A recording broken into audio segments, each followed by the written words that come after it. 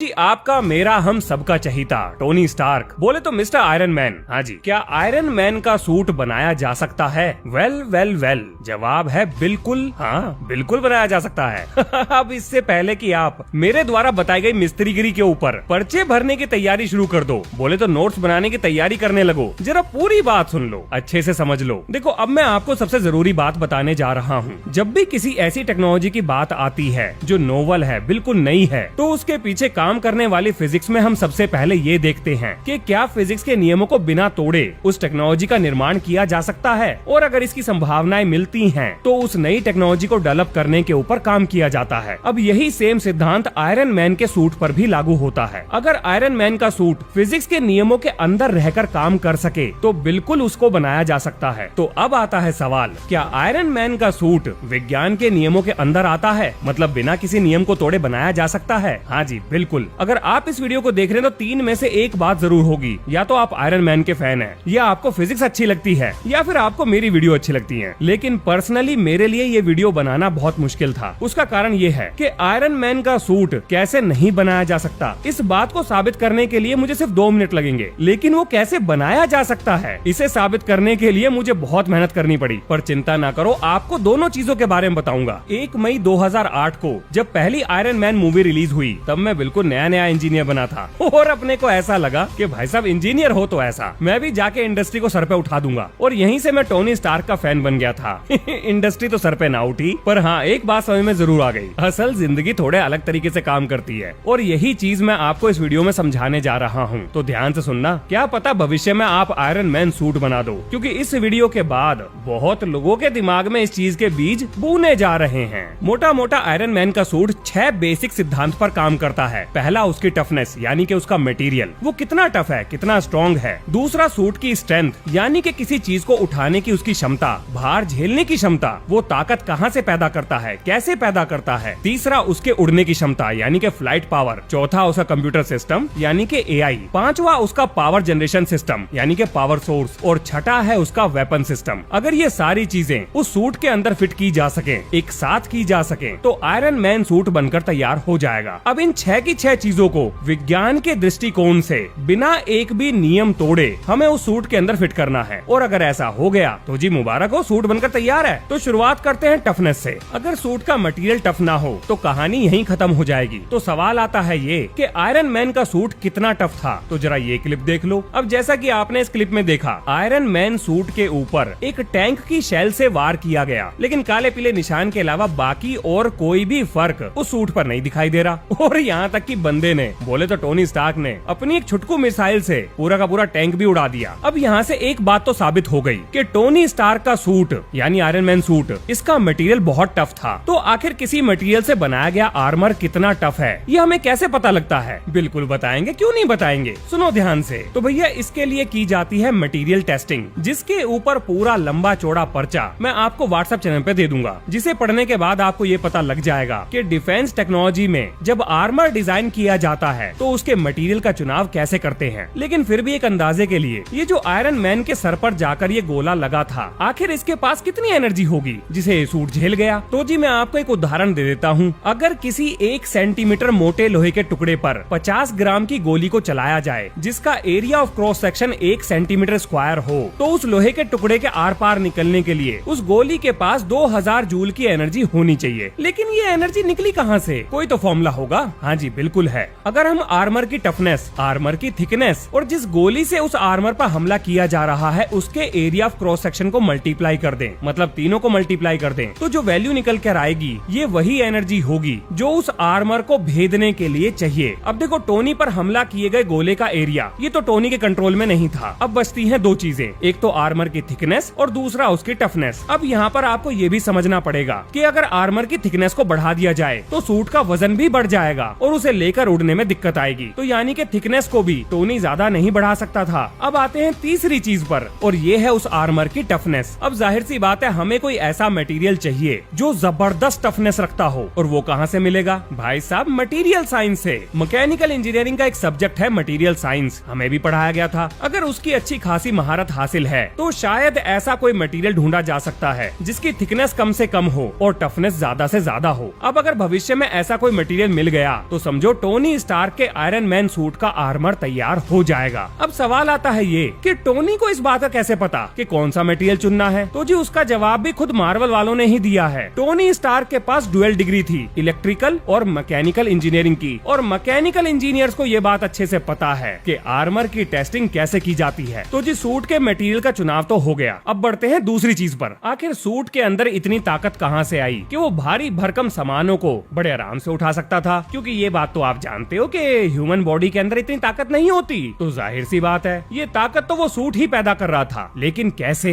अब देखो हमारे शरीर में जो भी जोड़ है यानी कि जॉइंट्स हैं, उनकी एक रेंज ऑफ मोशन है। अब टोनी को क्या करना था? ऐसी मोटर्स का चुनाव करना था और सूट में उन्हें ऐसी जगह फिट करना था जो बिल्कुल हमारे जॉइंट्स के साथ अलाइन हो जाए। अब इससे क्या होगा? इससे होगा ये कि सूट भी वहीं से मुड़ेगा जहां हमारा जॉइंट है, यानी कोहनी का, घुटने का, कंधे का, हाथ का, जहां जहां हमारे शरीर में जॉइंट हैं, इन सारी जगहों पर हमें एक मोटर चाहिए थी। एक ऐसी मोटर जो ज्यादा से ज्यादा टॉर्क पैदा कर सके और बहुत जल्दी कर सके। अब ये टॉर्क क्या चीज है? तो जी आसान भाषा में बता देता हूँ। अगर आप गाड़ी में धक्का लगा रहे हो और वो सीधी चल रही है तो इसका मतलब आपने एक फोर्स लगाई और गाड़ी सीधी चली। अब अगर यही फोर्स आप किसी चीज को गोल घुमाने पर लगा दो, जैसे चाबी पाने की मदद से नट बोल्ट को कसना या ढीला करना, तब हम इसी फोर्स को टॉर्क कहेंगे। यानी कि वो ताकत जो किसी चीज को गोल घुमा सके उसे टॉर्क कहते हैं। अब क्योंकि जॉइंट्स घूमते हैं तो घुमाने का काम करेगी मोटर, और टोनी को चाहिए ऐसी कुछ मोटर जो उसके सूट में जॉइंट की जगह पर इस्तेमाल की जा सके। अब यहाँ पर लोगों की अलग अलग पसंद हो सकती है। कुछ लोग हाइड्रोलिक मोटर का प्रयोग कर सकते हैं, कुछ लोग BLDC का प्रयोग कर सकते हैं, यानी कि ब्रशलेस DC मोटर या DC सीरीज मोटर का भी इस्तेमाल किया जा सकता है। लेकिन अगर मुझे चुनना हो तो मैं BLDC चुनूंगा। अब इसका फायदा ये है, एक तो छोटा साइज है, दूसरा हाई स्टार्टिंग टॉर्क है, गर्मी कम पैदा करेगी, मेंटेनेंस कम है और अलग अलग साइज में बनाई जा सकती है। तो अगर किसी तरीके से ये मोटर्स उस सूट में जॉइंट वाले हिस्से पर लगा दी जाएं, तब जी आपको ताकत मिल जाएगी, काफी ताकत मिल जाएगी। अभी तक हमने दो चीजों के बारे में बात करी है और दोनों ही चीजें विज्ञान के नियमों के हिसाब से बिल्कुल पॉसिबल हैं। अब चलते हैं तीसरी चीज पर, और वो है फ्लाइट की ताकत, यानी कि उड़ने की क्षमता। तो देखो भैया, इसके लिए तो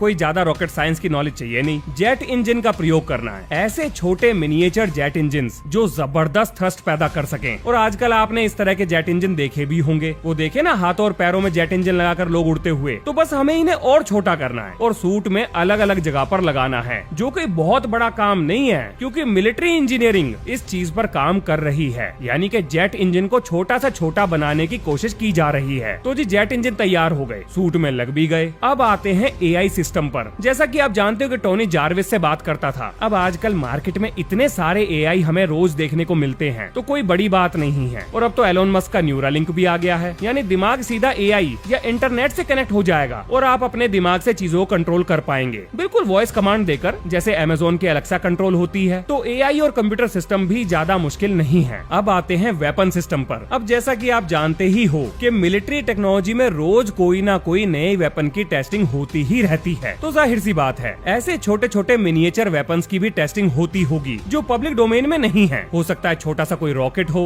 या छोटी मिसाइल हो। ये उदाहरण ही देख लो, इस छोटी सी मशीन का इस्तेमाल ICBM को नुकसान पहुंचाने के लिए किया गया था। ICBM बोले तो इंटरकॉन्टिनेंटल बैलिस्टिक मिसाइल, अमेरिका के द्वारा बनाया गया था ये। जब अमेरिका की रातों की नींद उड़ी हुई थी, उसे लगता था कि हर मिसाइल जो हवा में है वो अमेरिका पर ही आकर गिरने वाली है। सोवियत यूनियन का डर ही ऐसा था। अगर आप ध्यान से सोचोगे तो सूट की टफनेस, उसके काम करने की क्षमता यानी कि पावर, फ्लाइट की कैपेबिलिटी, AI सिस्टम और वेपन सिस्टम, ये बनाना बड़ी बात नहीं है। ये सारी चीजें सूट के अंदर फिट की जा सकती हैं। लेकिन जो सबसे मुश्किल काम है वो है सूट का पावर सोर्स, यानी कि आर्क रिएक्टर। और इसे साबित करने में मेरे भी मतलब ये समझ लो दिमाग का दही हो गया था। और इसको विज्ञान के दृष्टिकोण से सही साबित करने के लिए बहुत मेहनत लगी है भाई। देखो पिछले 3-4 दिन से मैं लगातार इंटरनेट की खाक छान रहा था कि कोई मुझे ऐसा पावर सोर्स मिल जाए जो इतना छोटा हो और इतनी जबरदस्त ऊर्जा पैदा कर सके। अब आप सोच रहे होंगे ऐसी कितनी ऊर्जा पैदा करता था ये आर्क रिएक्टर? तो भाई साहब मेरी कैलकुलेशन नहीं है, टोनी स्टार्क के खुद के शब्द हैं। लगभग 3 गीगा जूल पर second. What could it generate? If my math is right, and it always is, 3 gigajoules per second. भाई साहब 3 गीगा जूल पर सेकंड का मतलब है एक अच्छे खासे हट्टे कट्टे न्यूक्लियर रिएक्टर की पावर। हाँ जी, एक एवरेज साइज न्यूक्लियर रिएक्टर इतनी ही ऊर्जा जनरेट करता है। अब आप एक न्यूक्लियर रिएक्टर को इतने छोटे साइज में कैसे लेकर आओगे? यहाँ फंस गया था मैं भी। पर भाई साहब, जो हार मान जाए वो इंजीनियर कैसा। तो अपन ने भी हार नहीं मानी और मेरी मदद के लिए फिजिक्स के फूफा खुद ही आ गए, यानी कि अपने एल्बर्ट आइंस्टाइन। उन्होंने मेरे को आइडिया दिया कि बेटा तो चिंता ना कर, तेरे को इस मुसीबत से निकालने का जुगाड़ अपन बहुत पहले ही करके जा चुका है। जरा मेरी इक्वेशन पे ध्यान दे, तेरा काम हो जाएगा। और जैसे ही ये चीज मेरे दिमाग में आई, भाई साहब सच बता रहा हूँ, एक पल के लिए तो मुझे ऐसा लगा हम कोई टोनी स्टार्क से कम है क्या। अब बनाया आर्क रिएक्टर और बहुत जल्दी ही ये गलतफहमी दूर भी हो गई। अब आप सोच रहे होंगे ये भाई साहब कुछ अपनी ही खिचड़ी पका रहा है, पता नहीं क्या घुमा फिरा के बातें कर रहा है। अरे कुछ हमें भी बता दो, हम भी आप ही के पार्टी से हैं, विरोधी कीर्तन मंडली में नहीं है। अगर आपके मन में ये विचार चल रहे हैं तो सुनो, सारी चीजें बताने वाला हूँ, ध्यान से सुनना। एक बड़ी ही फेमस इक्वेशन है एनर्जी मास इक्विवेलेंस की, यानी E=mc²। अब देखो आर्क रिएक्टर के हिसाब से वो एक न्यूक्लियर रिएक्टर के बराबर ऊर्जा जनरेट कर रहा था। ठीक है जी, हमें कोई दिक्कत नहीं है, टोनी स्टार्क है, कुछ भी बना सकता है। लेकिन क्या फिजिक्स के नियम इतनी ऊर्जा जनरेट करने को अलाउ करते भी हैं? ये था उस चीज के ऊपर सबसे बड़ा प्रश्न चिन्ह। अगर इतनी ऊर्जा जनरेट की जा सकती है, फिजिक्स के नियमों के अंदर रहकर की जा सकती है, तो इसका मतलब ये है कि आर्क रिएक्टर बनाया जा सकता है। लेकिन अगर फिजिक्स के नियम इतनी ऊर्जा पैदा करने के खिलाफ हैं, तो आर्क रिएक्टर बनाया ही नहीं जा सकता। अब फिजिक्स के नियमों के हिसाब से किसी भी फ्यूल को ले लो, मान लो कोई भविष्य का फ्यूल है जो आज अभी तक खोजा नहीं गया है। मान सकते हैं, क्यों नहीं मान सकते? एक समय ऐसा था जब न्यूक्लियर फ्यूल की भी खोज नहीं हुई थी, तब हम यही मानते थे कि भाई साहब किसी भी चीज से इतनी ज्यादा ऊर्जा पैदा नहीं की जा सकती। लेकिन जैसे ही न्यूक्लियर फ्यूल मिला, सारी चीजें बदल गई। अब मान लेते हैं कि भविष्य में हमें कोई ऐसा एनर्जी सोर्स मिल जाए जो बहुत ज्यादा ऊर्जा पैदा कर सके, तो हमें ये तो पता होना ही चाहिए कि आखिर किसी फ्यूल सोर्स से फिजिक्स के नियमों के हिसाब से मैक्सिमम कितनी ऊर्जा पैदा की जा सकती है। तो अगर हम E=mc² में मास की जगह पर 1 ग्राम रखें, यानी 0.001 kg, और उसे स्पीड ऑफ लाइट से मल्टीप्लाई कर दें, तो जो एनर्जी निकल कर आती है वो है 100,000 गीगा जूल, यानी 10⁻14 जूल्स, जो कि टोनी स्टार्क के द्वारा बनाए गए आर्क रिएक्टर से बहुत बहुत ज्यादा है। यानी कि पूरी संभावनाएं हैं फिजिक्स के नियमों के हिसाब से कि अगर भविष्य में कोई ऐसा फ्यूल सोर्स मिल जाए या एनर्जी सोर्स मिल जाए, तो जितनी ऊर्जा टोनी स्टार्क का आर्क रिएक्टर बना रहा है उतनी ऊर्जा बनाई जा सकती है। ये सारी चीजें जो भी मैंने बताई हैं, ये फिजिक्स के नियमों के अंदर आती हैं। एक भी नियम को हमने इसमें नहीं तोड़ा है। लेकिन टोनी स्टार्क ने इतना छोटा रिएक्टर कैसे बना लिया? उसके दिमाग में इसका आइडिया कहाँ से आया?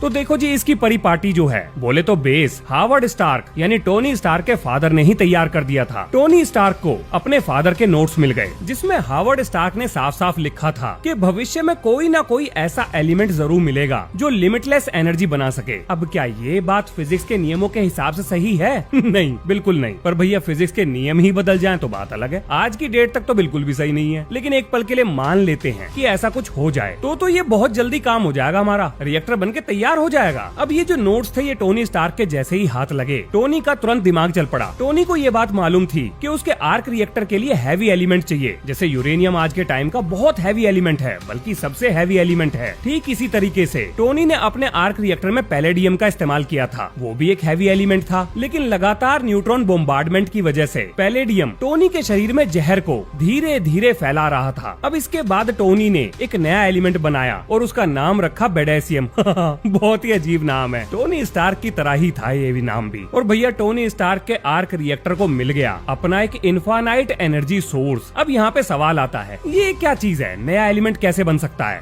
बिल्कुल बन सकता है जी। न्यूक्लियर ट्रांसम्यूटेशन एक टेक्नोलॉजी है जो नए एलिमेंट का निर्माण कर सकती है। कोई बड़ी बात नहीं है, हमें चाहिए एक पार्टिकल एक्सेलरेटर, जो टोनी ने भी इस्तेमाल किया था। और बहुत सारे लोग ये जो लाइट यहाँ से निकल रही है इसे लेजर समझ रहे थे। ये लेजर नहीं है, बल्कि ये पार्टिकल्स की बीम है, जिसे टोनी ने एक दूसरे एलिमेंट पर जाके फेंका और उस एलिमेंट में न्यूट्रॉन की संख्या चेंज हो गई, जिसकी वजह से नए एलिमेंट का निर्माण हुआ। यही है न्यूक्लियर ट्रांसम्यूटेशन। इसे हम इस्तेमाल करते हैं। ये टेक्नोलॉजी बहुत पुरानी है। तो अगर मैं इस बात को हटा दूं कि जी कोई इनफाइनाइट एनर्जी सोर्स मिलेगा, थोड़ी देर के लिए हटा देते हैं, तो बाकी सारी चीजें विज्ञान के नजर से पॉसिबल हैं। अब देखो, ये तो थी वो संभावनाएं जो कि उस सूट को बनाने की थी। लेकिन ना बनाने की बात पर अगर आए तो मार्वल वालों ने कुछ कुछ ऐसी खिचड़ी पकाई है, विज्ञान की ऐसी दही बनाई है जिसे एक्सप्लेन करना नामुमकिन है। जैसे कि एक ऐसे नए एलिमेंट की खोज जो ऊर्जा बनाए जा रहा है, बेहिसाब बनाए जा रहा है, पता नहीं कहां से बनाए जा रहा है, बिना इनपुट के आउटपुट दिए जा रहा है। भाई साहब, थर्मोडायनामिक्स के नियमों की ऐसी धज्जियां उड़ाई हैं, किसी भी हाई स्कूल के टीचर से पूछते तो वो भी बता देता कि क्या चीज संभव है और क्या नहीं। तो जी ये थे वो सारे तरीके जिनसे ये बात साबित होती है कि आयरन मैन का सूट बनाया जा सकता है। मैंने वीडियो के शुरू में ही आपको बता दिया था कि विज्ञान किसी भी चीज पर आगे तभी बढ़ता है अगर बिना किसी नियम को तोड़े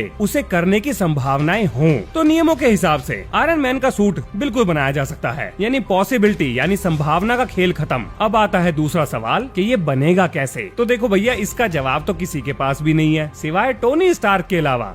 MIT से डुअल डिग्री, ये कोई मामूली बात थोड़ी है। चलो चलो, मजाक बहुत हो गया। देखो, भविष्य का कुछ नहीं पता। विज्ञान के नियमों के हिसाब से अगर भविष्य में ऐसी चीजें मिल जाती हैं जिनको असेंबल करके इस तरह के आर्मर सूट बनाए जा सके, तो ऐसे सूट आपको बहुत जल्दी दिखाई देंगे। इतने पावरफुल बेशक ना हो, लेकिन इसके आसपास जरूर होंगे। इस सूट के बारे में सोचकर आप विज्ञान का कोई भी नियम नहीं तोड़ रहे। सारी चीजें विज्ञान के नियमों के हिसाब से बिल्कुल सही हैं। अब आर्क रिएक्टर को बनाने के लिए हमें ऐसा छोटा न्यूक्लियर रिएक्टर तैयार करना पड़ेगा जिसमें ऐसा फ्यूल सोर्स इस्तेमाल करना होगा जिसकी खोज आज तक नहीं हुई है। और अगर ऐसा हो गया तो सूट चल पड़ेगा, बिल्कुल चलेगा जी। अब भैया, इससे पहले की विरोधी कीर्तन मंडली कमेंट में महाभारत शुरू कर दे कि भैया ये कैसी बातें कर रहे हो, टोनी स्टार्क तो हाइपोथेटिकल कैरेक्टर है, ये सब सच नहीं है, लोगों को गुमराह काहे कर रहे हो। उन्हें मेरा यही जवाब है कि भैया बहुत बहुत शुक्रिया हमें याद दिलाने के लिए कि टोनी स्टार्क असल में एग्जिस्ट नहीं करता। हमें तो पता ही नहीं थी ये बात। पर ऑन अ सीरियस नोट, विज्ञान को पढ़ने का सही तरीका यही है, इमेजिनेशन। जब तक आप किसी चीज को इमेजिन नहीं कर पाओगे, आप उसको समझ ही नहीं पाओगे। और अगर आपकी इमेजिनेशन और विज्ञान के नियमों में फर्क नहीं है, तो आपकी इमेजिनेशन रियल वर्ल्ड में आ सकती है। और इसी तरीके का इस्तेमाल करके नई नई टेक्नोलॉजीज का निर्माण किया जाता है। मैं आपको एक उदाहरण देता हूँ। 1991 में रॉकेटियर के नाम से एक मूवी रिलीज हुई थी, जिसमें पहली बार दुनिया को जेट पैक, जैसा कि आपने वीडियो में देखा ही था, सिनेमा के बड़े पर्दे पर दिखाया गया था। इसे देखने के बाद भी विरोध की कीर्तन मंडली ये कहती थी ये तो इम्पॉसिबल है, कभी नहीं बनाया जाएगा। और आज देख लो, वही जेट पैक बनकर तैयार है। तो किसी की इमेजिनेशन थी, किसी की इंजीनियरिंग थी और किसी की कैलकुलेशन। जब ये सारी चीजें मिल जाएंगी, विज्ञान के नियमों के हिसाब से मिल जाएंगी, तब ऐसी ही चीजें बनाई जाएंगी। टोनी स्टार्क के सूट से मुझे कोई दिक्कत नहीं है, बस एक चीज को छोड़कर, और वो है ये कि टोनी स्टार्क का सूट एक फाइटर जेट के बराबर, बोले तो धुआंधार रफ्तार पर उड़ सकता था। अब एक फाइटर पायलट लगभग 9 G के बराबर, और ये G है अर्थ की ग्रेविटी, जहाँ पर 1 G का मतलब है 9.8 मीटर पर सेकंड स्क्वायर का एक्सेलरेशन, और 9 G का मतलब है 9 × 9.8। तो एक फाइटर पायलट 9 G के बराबर एक्सेलरेशन झेल सकता है, क्योंकि इसके बाद वो बेहोश हो जाएगा। उसके शरीर का अपना खून दिमाग तक नहीं पहुंच पाएगा, ग्रेविटी इतनी ज्यादा महसूस होने लगेगी। अब भैया, टोनी स्टार्क भी इसी दुनिया में उड़ रहा है, उसका सूट भी यहीं पे उड़ रहा है, तो उस पर भी जी फोर्स लग रही होगी। लेकिन जिस हिसाब से टोनी स्टार्क एकदम से रुक जाता है, अचानक से कहीं को भी मुड़ जाता है, फिजिक्स के नियम इस चीज को अलाउ नहीं करते, क्योंकि इसको तभी किया जा सकता है अगर इनर्शियल डैम्पर्स नाम की चीज टोनी स्टार्क के सूट में हो। शरीर का हर एक कण इनर्शियल डैम्पर्स की मदद से अचानक से आए हुए इस बदलाव को झेल सके। मतलब बताता हूँ इनर्शियल डैम्पर्स का। देखो, तेज रफ्तार में गाड़ी चल रही है, अचानक से ब्रेक लगे तो क्या होगा? जाहिर सी बात है, गाड़ी ही तो रुकी है, आप थोड़े ही रुके हो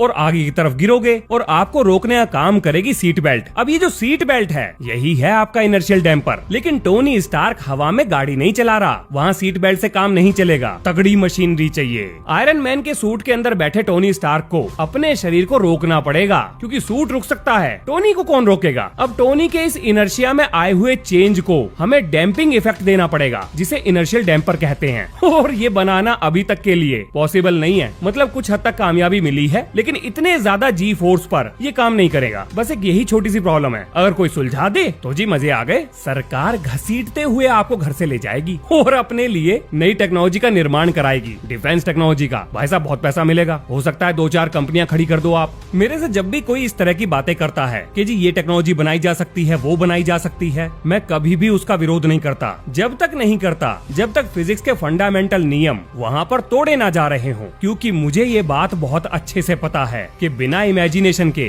बिना किसी आइडिया के कोई भी चीज नहीं बनाई जा सकती। इसलिए अपनी इमेजिनेशन को खुल के उड़ने दो, दुनिया को जो कहना है कहने दो, हंसते रहो, मुस्कुराते रहो और आगे बढ़ते रहो। मुझे उम्मीद है आपने कुछ ना कुछ नया जरूर जाना होगा। इसके बाद अगली वीडियो में हम जानेंगे रशियन यूएफओ इंसिडेंट्स के बारे में, यानी रशिया की सीक्रेट फाइल्स के बारे में। काफी दिनों से पढ़ रहा हूँ, अब समय आ गया है कि उनकी पोल पट्टी खोल दी जाए। वैसे जाने से पहले मेरा मन कर रहा है कि आपसे एक सवाल पूछ ही लूं। अगर आयरन मैन के बहुत बड़े वाले फैन हो तो इसका जवाब पता होना चाहिए। टोनी स्टार्क ने एवेंजर्स एज ऑफ अल्ट्रॉन में आखिरी बार जारविस का इस्तेमाल किया था और उसके बाद नए एआई सिस्टम यानी फ्राइडे का इस्तेमाल किया। ऐसा क्यों? जारविस में कौन सी कमी आ गई थी? जवाब पता है तो जरूर बताना। तो ठीक है जी, मिलते हैं नेक्स्ट वीडियो में। जय हिंद, जय भारत।